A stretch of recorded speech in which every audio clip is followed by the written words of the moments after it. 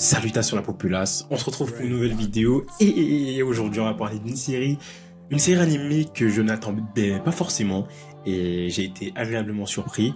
Une série qui arrive dans ce nouvel univers et ce tout nouvel univers créé par un certain monsieur James Gunn et Peter Safran. Oui, je parle bien de l'univers DC Comics. Du coup, le nouveau DC Universe qui arrive avec Superman, le premier film de ce nouvel univers qui arrive en juillet 2025. Mais ne perdons pas plus de temps et parlons de cette série animée du coup qui est sortie le 5 décembre où j'enregistre cette vidéo le 5 décembre 2024. Du coup cette série c'est Créature Commando. Oui, cette petite série que moi j'attendais pas forcément. J'en ai entendu parler un peu à droite à gauche mais je me suis dit pour le kiff, pourquoi pas tester. Donc je me suis dit allez, on va tester, regarder cette série et franchement, j'ai vraiment adoré. J'ai kiffé, franchement, j'ai plutôt pris mon pied. J'ai plutôt pris mon pied sur cette série par rapport aux personnages, par rapport un peu à l'histoire. Même si bon, je vais en parler, il y a des petits moments par rapport notamment à la méchante, on va dire, si c'est la méchante. À première vue, ce n'est pas la méchante dans cette première saison, mais moi je la considère comme la méchante parce que visiblement elle a un projet un peu obscur. Mais voilà. Mais sinon par rapport aux personnages, la chimie entre les personnages, les dialogues, je trouve que c'est du James Gunn. Que c'est vraiment ce qu'il arrive à faire.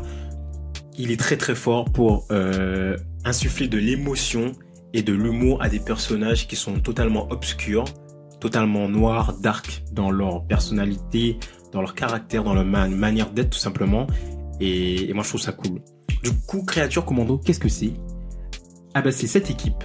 Et en fait, en gros, c'est Suicide Squad, mais en beaucoup plus sombre et beaucoup plus dark, en gros.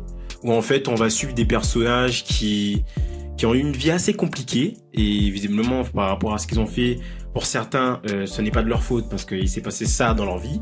Mais pour d'autres, ils ont décidé d'aller vers ça, vers cette méchanceté et tout.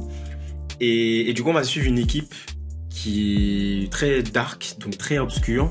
Et en gros, ce sont des monstres, tout simplement, qui sont incarcérés.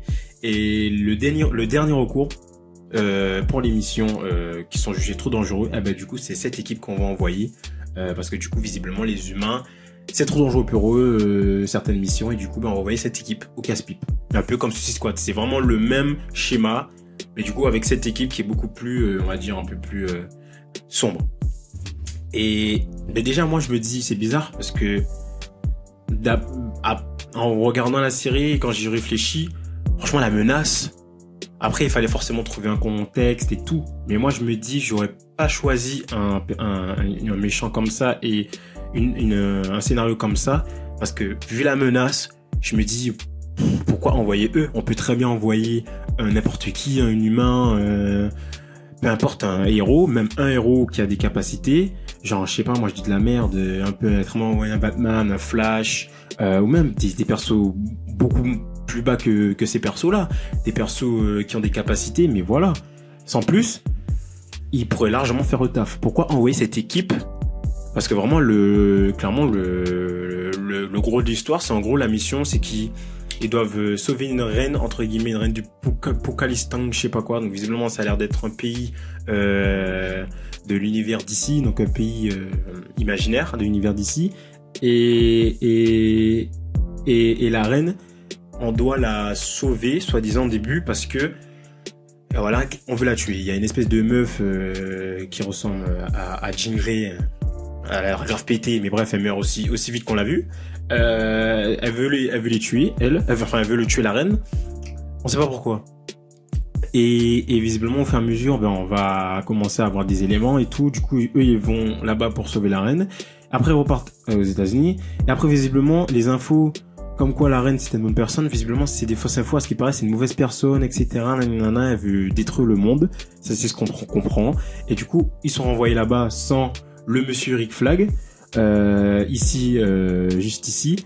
Et du coup, c'est juste l'équipe avec la fiancée en leaduse qui repart là-bas pour finalement tuer la reine. Parce que Amanda Waller leur a demandé, ils ont les infos de la meuf qui devait tuer la reine, l'espèce de meuf qui ressemble à Jean Grey, qu'ils ont capturé. Ils ont eu des infos comme quoi ils voyaient dans le futur. Et à ce qui paraît, ce que Amanda Waller a vu, parce que la meuf l'a touché et tout, la tête, voilà, elle est partie en transe dans tous les sens. Elle a vu le futur proche. Et du coup, en voyant ça, elle s'est dit, ah, putain, il y a un gros problème, il faut la tuer. Et au fur et à mesure, on va voir le cheminement des personnages, les péripéties qu'ils vont avoir au fur et à mesure pour pouvoir arriver au moment où on va arriver au final où ils vont la tuer. Et voilà, ce sera là clairement la fiancée qui va la tuer parce que la fiancée est super intelligente et très bien écrite par rapport à son personnage. J'ai vraiment kiffé toute cette première saison parce que en fait on rentrait vraiment au fur et à mesure de chaque, en fait tout simplement chaque épisode c'était un épisode qui était calqué sur l'histoire d'un perso. De l'épisode 1 jusqu'au dernier épisode, l'épisode 7. Ouais. C'était un épisode par perso du coup. Et voilà, ça j'ai vraiment adoré parce qu'on avait vraiment du contexte par rapport à un personnage en particulier. Pourquoi il est comme ça, comment il est arrivé à ce stade, qu'est-ce qui est arrivé dans sa vie. Et ça j'ai trouvé que c'était super bien parce que on a eu du contexte sur chaque personnage, on comprenait pourquoi le personnage était incarcéré, on comprenait quelles étaient ses motivations et on comprenait où est-ce qu'il voulait aller. Et ça j'ai adoré, et vraiment avec ce ton complètement décalé, vraiment les scènes où on voyait les personnages, certains personnages dans leur passé, etc. Ou même pas forcément eux dans leur passé, mais aussi globalement dans la narration de la série. On avait toujours ces moments décalés en termes d'action et de son. Et ça, je trouve que c'est vraiment du James Gunn. À un moment, il y a un combat où ça part dans tous les sens. Ils donnent des coups de poing, ils écrasent des crânes, ils donnent des coups de poing dans les torses, ils arrachent le cœur. Enfin, ça va dans tous les sens. C'est hyper gore. N'empêche, parce qu'en même temps, c'est une série animée pour adultes. Et ça va dans tous les sens. Et t'as une musique qui est très enjôleur, très joyeuse et tout, mais c'est complètement décalé, mais ça fonctionne. Le truc, c'est que c'est trop bizarre, mais ça fonctionne tout le temps. Déjà, rien que le générique, j'ai adoré le générique. Rien que le générique, je vais peut-être changer aussi d'image parce que c'est pas les bons dessins. Je vais quand même montrer les vrais dessins de la série. Donc en gros, ça ressemble à ça. Et je vais revenir juste après ça. Et du coup, ouais, il y avait vraiment ce côté décalé, ça allait partout dans tous les sens. Et vraiment le son, la musique, enfin le son et les images, ça fonctionnait trop bien. Et vraiment, je parlais du générique. Le générique, il est trop drôle. Et parce qu'en fait, on a le générique, on a les noms avec les comment on appelle ça, les doubleurs, avec du coup le nom du personnage dans la série, etc. Donc voilà, on a le générique. Et je trouve qu'avec la musique, ça fonctionne trop bien. On a une espèce de petite musique qui fait et puis ça fonctionne très bien. Parce qu'à chaque fois, on arrive à un moment précis de la musique où ça écrit le mot final, du coup le mot de l'épisode.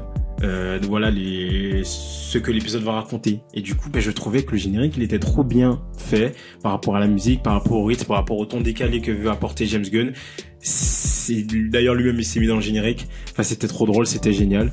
Et vraiment, ça, j'ai adoré vraiment le côté des personnages où il s'est développé, ce côté décalé avec le côté très adulte où ça part dans tous les sens, avec ce côté très sanglant et tout, dans les combats et tout. Et ce côté très marrant, très enjôleur dans les musiques, ça collait bien et moi j'ai kiffé. Je vais quand même revenir sur l'animation parce qu'au début, moi le premier épisode, ça m'a un peu pas surpris, mais j'étais un peu en mode, parce que moi j'avais aucune info en fait. J'avais même pas vu de teaser trailer de la série. Et du coup j'avais rien, et du coup j'ai regardé la série comme ça et j'ai pris le premier épisode. Et au début, les 5 premières minutes, j'étais en mode ah ouais, parce qu'en fait ça fait très BD mais en même temps manga. Et moi j'aime bien les mangas, mais vraiment ce côté dessin très carré, très dessin slash comme ça, c'est un truc, j'ai un peu du mal, surtout en animation. Après ça dépend, il y a des mangas moi j'aime énormément, mais il y en a d'autres j'ai un peu du mal. Et du coup au début ça me faisait un peu bizarre, j'avais un peu cette impression que ça allait pas coller. Et en fait pas du tout, au fur et à mesure des épisodes, au fur et à mesure du moment où du temps qui passe, et en plus t'as même pas le temps de te dire, de te poser la tête en mode ah ouais, mais je sais pas si je vais accrocher, parce qu'en fait ça va dans tous les sens et vite. Et mais c'est pas, ça va dans tous les sens en mode c'est décousu ou c'est mal fait, ça va dans tous les sens, mais c'est compréhensible et ça travaille sur chaque personnage. Et ça, j'ai trouvé ça trop bien. Et les personnages, ils sont trop bien, ils sont trop bien écrits parce qu'ils sont complètement décalés eux-mêmes. Et c'est ça que moi j'ai trouvé trop cool.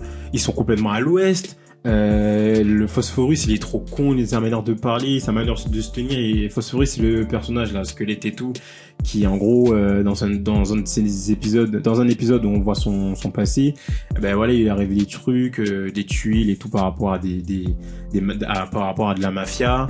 Et du coup, ben ils l'ont enfermé parce qu'il avait pas respecté les règles, etc. et tout. Ils l'ont enfermé dans un truc de je sais plus c'était quoi, bon c'était du phosphore, mais en tout cas c'est des trucs scientifiques, et du coup il a fusionné avec ça et il est devenu comme ça. Mais il est trop drôle. La fiancée, c'est pareil, elle a ce côté très méchant, très dur, mais tu sens qu'elle a quand même ce côté amour, parce que même on voit aussi dans son épisode à elle qu'en fait quand elle a été créée avec amour, avec notamment Frankenstein qui est joué par David Harbour. D'ailleurs petite masterclass parce que il est bien joué. Je vous conseille de regarder la série en VO. J'ai pas regardé en VF, mais en VOST, c'est génial. Vous avez vraiment les voix des acteurs, c'est trop bien. Et la fiancée, elle avait vraiment ce côté où elle était torturée à cause de ce que Frankenstein a fait au créateur d'elle, en fait. Parce qu'en fait, elle a été créée puisque c'est la fiancée de Frankenstein et tout, nanana, on connaît. Et elle avait vraiment créé une relation avec celui qui l'a créé, comme si c'était son père. Mais il était plus que ça, il était plus que son père, c'était carrément devenu son mec, en gros.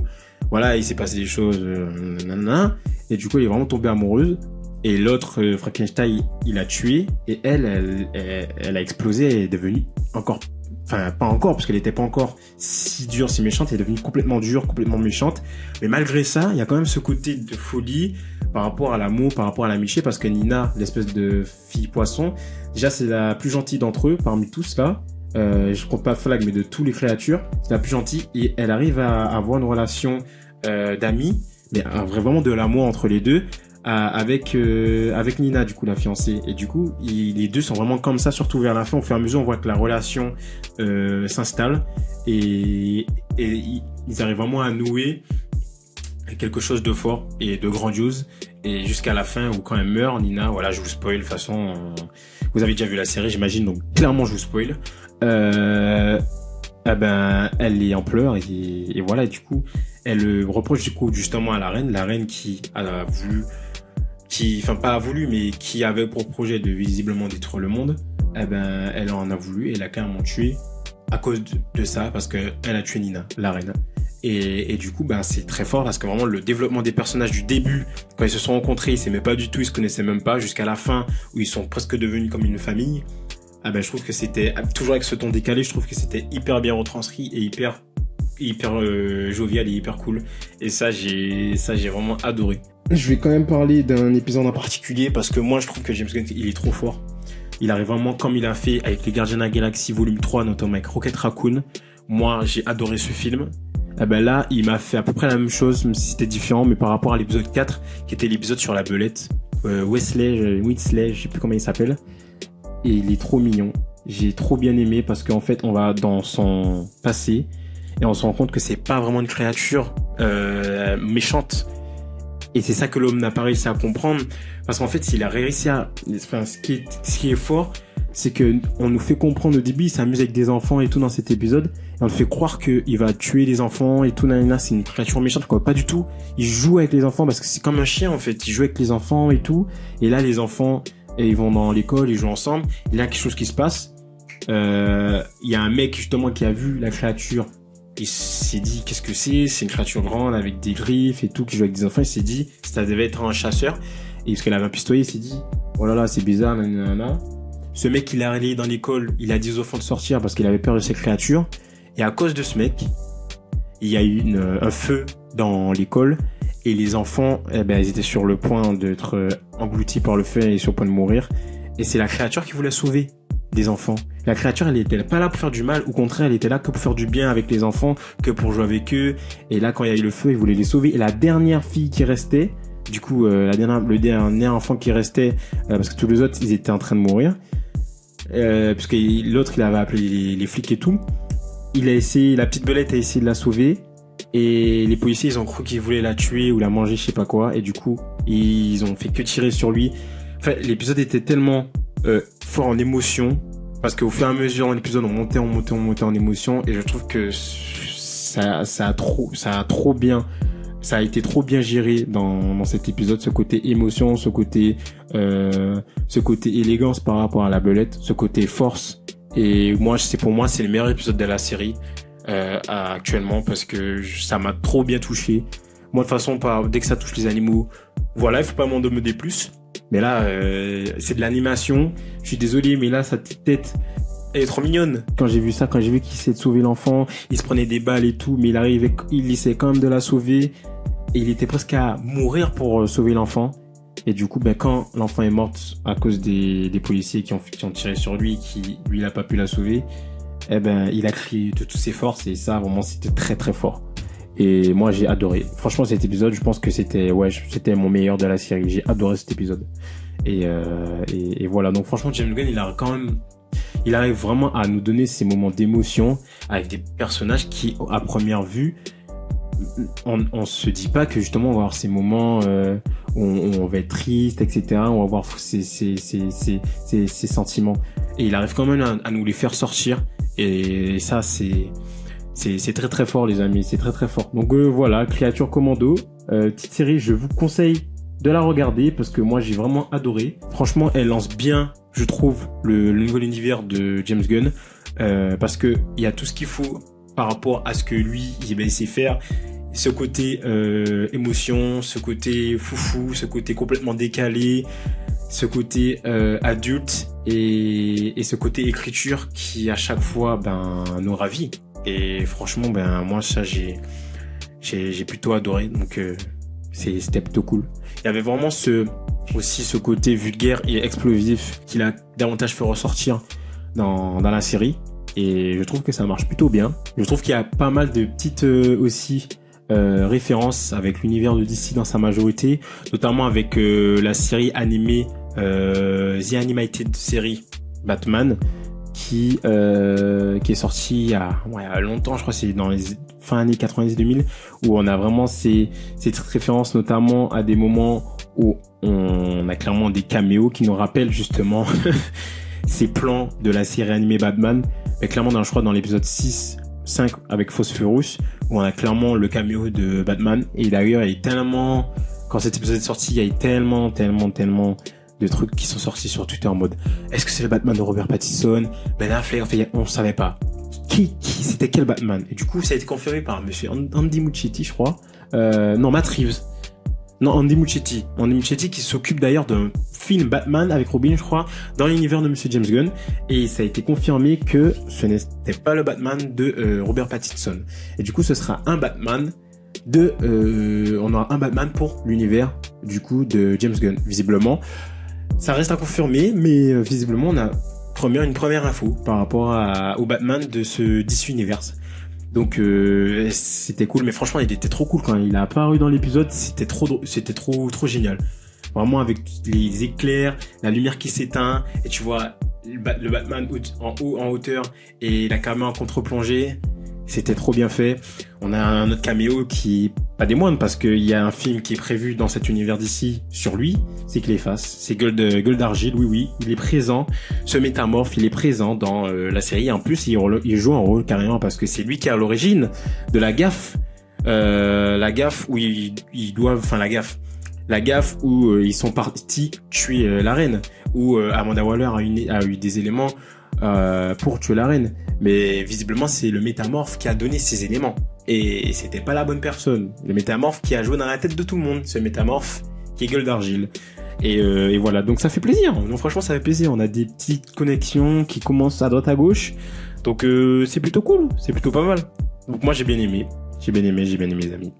Donc moi, il y a que des points positifs, pratiquement dans la série. J'ai pas trop eu de points négatifs, à part au début l'animation qui faisait un peu trop manga à mon goût. Et au début, les 5 premières minutes, je vous dis, c'était un peu bizarre. Mais après, comme de l'autre source, nickel. J'ai pas parlé non plus du personnage de Frankenstein, mais son personnage est très très bien écrit, parce qu'il est tellement complexe. Encore une fois, James Gunn arrive à faire ressortir le meilleur dans une créature qui est condamnée à être quelque chose de mauvais, en fait, qui est quelque chose de mauvais. C'est une créature horrible. Et il arrive quand même à faire sortir de l'amour et de l'émotion par rapport à cette créature. Donc moi, je vous dis, regardez cette série parce que vous allez être, par rapport à ça, vous allez être abasourdi, hein. Vous allez être en mode, ah ouais, carrément. Il sort des phrases, des punchlines, en mode, il parle de la fiancée parce qu'il est tellement amoureux de la fiancée, il te dit des mots, oh, elle a un cœur si pur et tout, que ça me fait penser à des boyaux, d'un cochon, des boyaux mortuaires de cochon, mais c'est tellement glauque, mais en même temps, il y a tellement ce côté amour. Vous voyez la subtilité, mais c'est fort. Franchement, c'est fort. Et c'est tout le temps comme ça, hein, tout le temps. Même dans ses actes, c'est pareil. Enfin, je vais pas aller plus loin, mais c'est pareil. Donc, très fort. Franchement, très fort. Donc, les amis, moi, je vous conseille. Regardez cette petite série de créatures Commando. Voilà, nouvelle série qui lance le DC Universe de Monsieur James Gunn. Monsieur James Gunn, pas James Gunn. Voilà, les amis. Bon, ben, n'hésitez pas à me dire, vous, ce que vous en avez pensé.